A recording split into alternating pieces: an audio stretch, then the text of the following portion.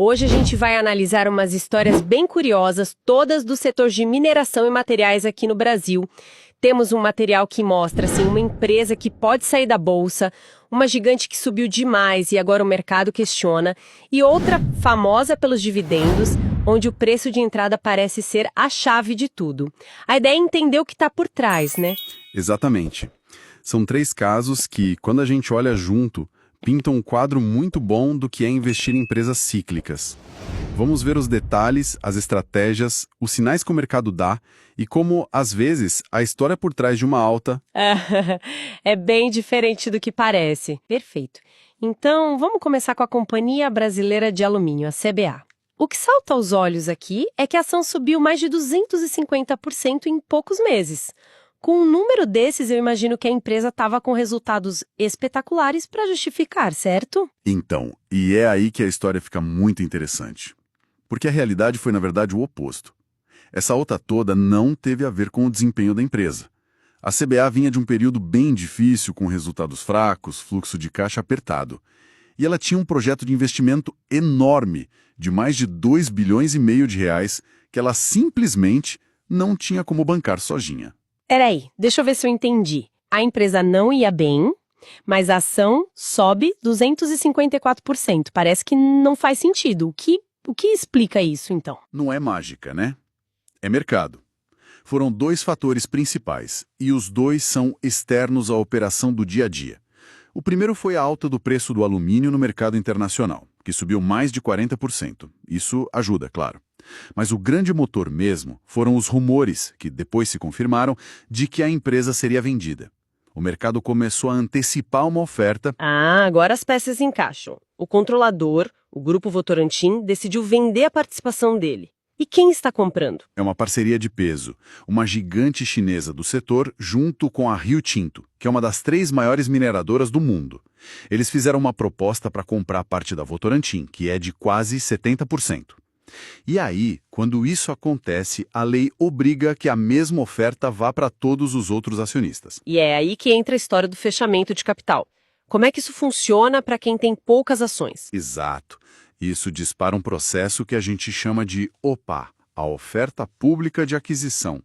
Na prática, é um convite, ou melhor, uma obrigação para que todos os outros acionistas vendam suas ações pelo preço combinado, que, nesse caso, está ali na casa dos R$ 10,50. E se a maioria aceitar, a empresa sai da bolsa? Isso.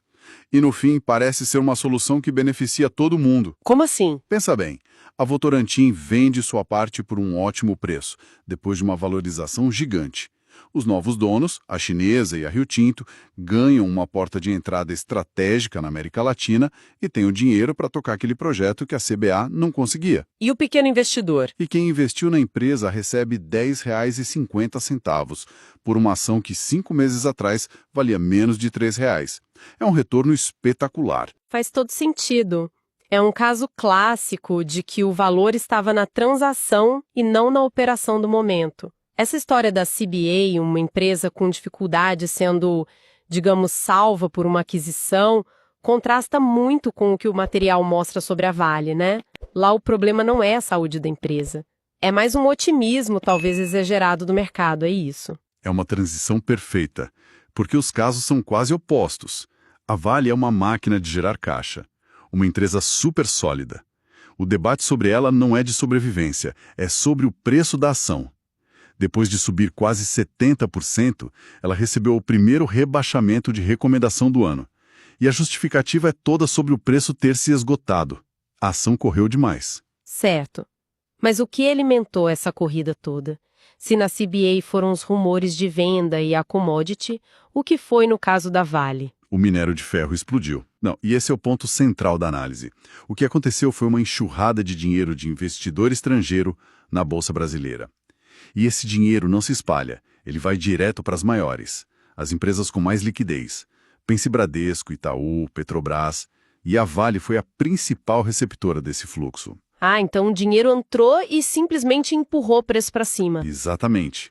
Empurrou o preço, mas sem uma mudança proporcional nos fundamentos da empresa. É o que o relatório chama de descolamento, né? Eu achei esse termo ótimo. O que exatamente se descolou aí? Foram dois descolamentos principais. Primeiro, o preço da ação da Vale disparou, enquanto o preço do minério de ferro, que é o produto dela, ficou praticamente de lado, sem grandes altas. Certo, primeiro descolamento. E o segundo? O segundo foi que o preço da ação subiu, mas os resultados da própria empresa, receita, lucro, também não acompanharam na mesma velocidade. Ficaram estáveis.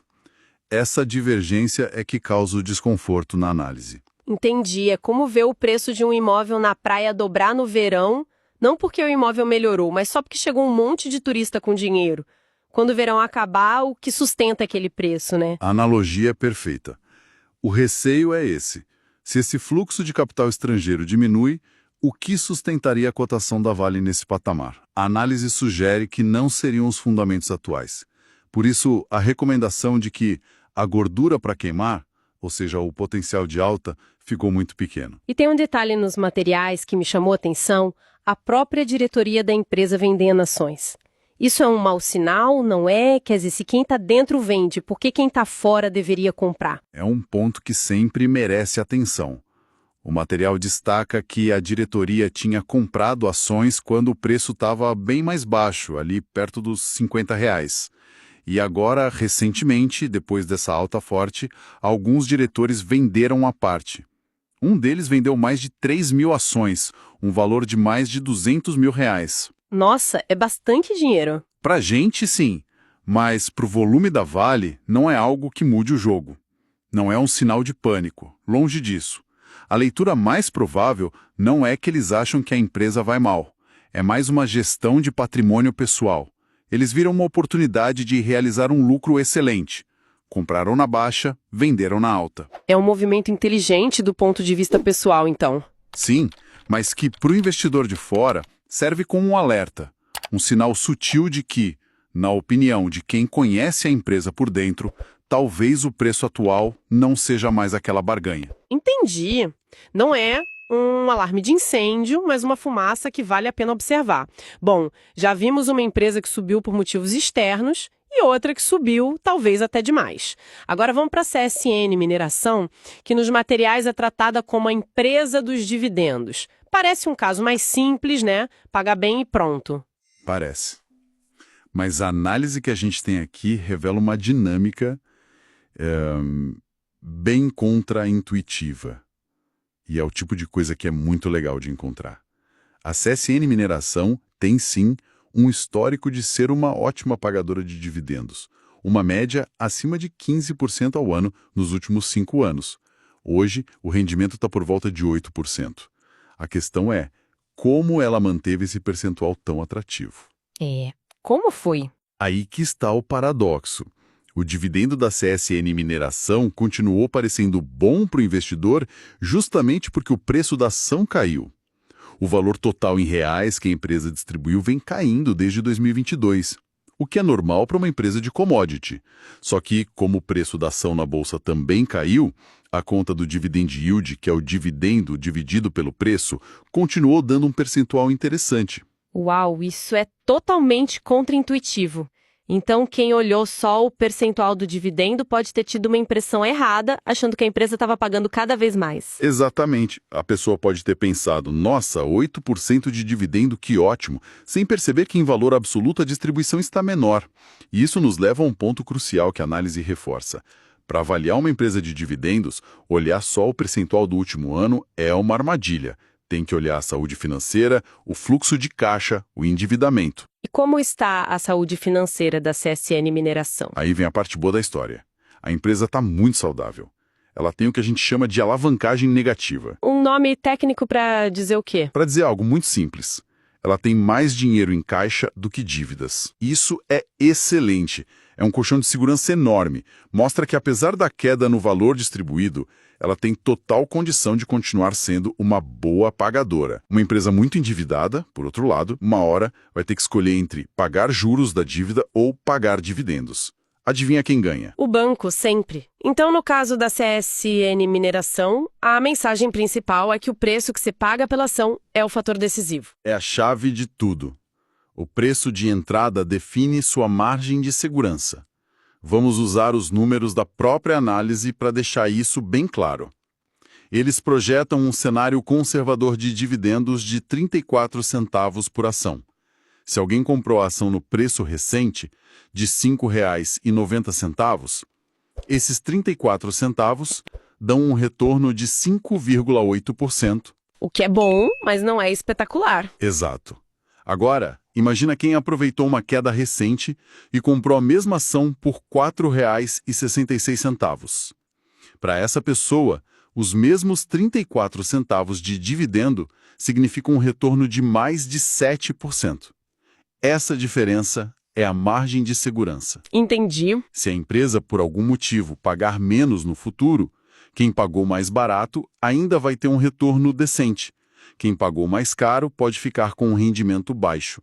Comprar barato potencializa o ganho e protege da perda. Fica muito claro com um exemplo. Para fechar, os materiais também trazem um panorama mais amplo de recomendações da XP para o setor. E olhando aqui, parece que não há um consenso. É uma ótima definição. O cenário é totalmente misto. Cada empresa tem sua própria história. Por exemplo, para a Vale, que a gente acabou de discutir, a recomendação deles é neutra. Eles até veem um potencial de queda de 15%. O que me chama a atenção é a recomendação de venda para a CSN Mineração, que a gente viu que é saudável, mas, ao mesmo tempo, recomendam compra para a Metalúrgica Gerdau, com um potencial de alta de quase 30%. O que diferencia as duas? É uma ótima observação. Acredito que a visão negativa para a CSN Mineração esteja muito ligada a uma perspectiva mais pessimista para o ciclo do minério de ferro.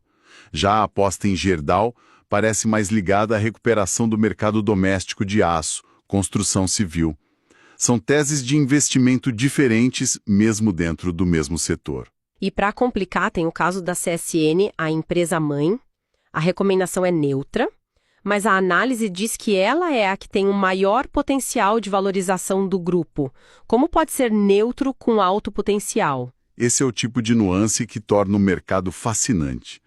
A recomendação neutra provavelmente reflete os altos riscos associados à empresa, como o endividamento dela, que é bem maior.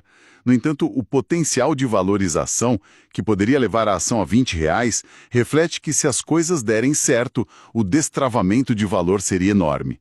É uma aposta de alto risco e alto retorno.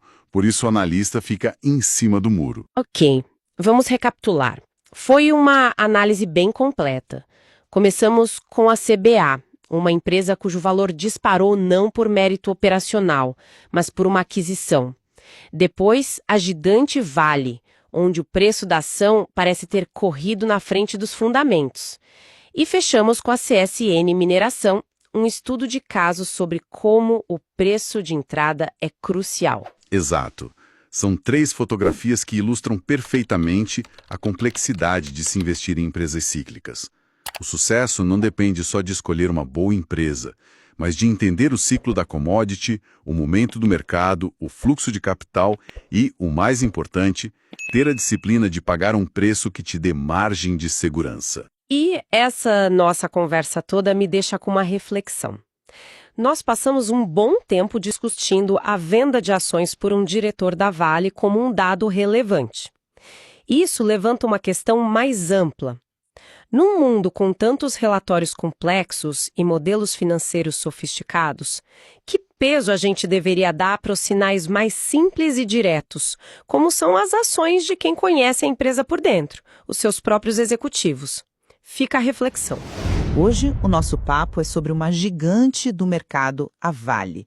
Depois de uma alta impressionante de quase 70%, a ação sofreu um rebaixamento e a dúvida se instalou. Exato. A questão central que a gente vai discutir é: a Vale, mesmo com o preço lá em cima, ainda é uma oportunidade de compra? Ou será que os riscos, agora, já superam os possíveis ganhos? E eu vou defender que a força da operação da Vale fala mais alto que todo esse ruído do mercado. E eu vou argumentar que a festa parece ter acabado. A alta foi tão expressiva que eliminou a margem de segurança e os sinais de alerta sugerem que agora a cautela é o melhor caminho para o investidor. Olha, eu eu entendo a preocupação com a alta e com o rebaixamento feito pela Genial. Mas vamos ser claros aqui. A análise deles é sobre o preço da ação, o valuation, e não sobre um problema na empresa, sabe? A verdade é que a operação da Vale continua redonda, funcionando muito bem. O desempenho recente tem sido excelente.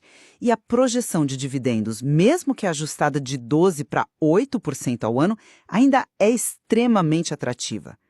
O foco tem que ser na força de uma líder mundial, que tem vantagens que vão muito além do sobe e desce do preço da ação no curto prazo. A minha perspectiva é bem diferente. Essa valorização toda aconteceu enquanto o preço do minério de ferro, que é o que realmente gera receita para a empresa, andou de lado. Esse descolamento é muito preocupante. É como se o preço de um imóvel na praia disparasse, mas o valor do aluguel na região continuasse o mesmo. Em algum momento, a realidade bate a porta e os preços tendem a se ajustar.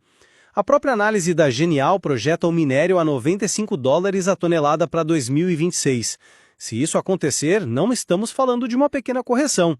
Uma queda para esse patamar poderia reduzir o EBITDA da Vale em quase 30%, colocando até esse dividendo de 8% em risco e justificando um preço para a ação muito mais perto dos R$60.